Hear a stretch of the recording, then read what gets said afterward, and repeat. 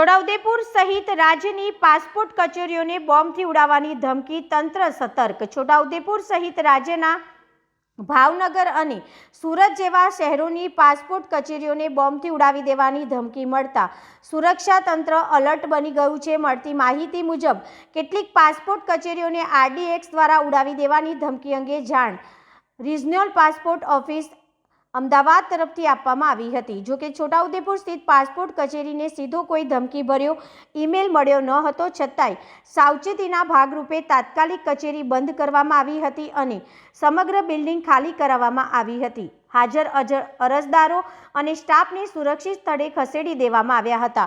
ઘટનાની જાણ થતાં છોટાઉદેપુર જિલ્લા પોલીસ SP કચેરીનો સ્ટાફ, ફાયર બ્રિગેડ તેમજ 108 ઇમરજન્સી સેવા ટીમ તાત્કાલિક ઘટના સ્થળ પર પહોંચી ગઈ હતી અને સમગ્ર વિસ્તારને સુરક્ષિત કોર્ડન કરવામાં આવ્યું હતું।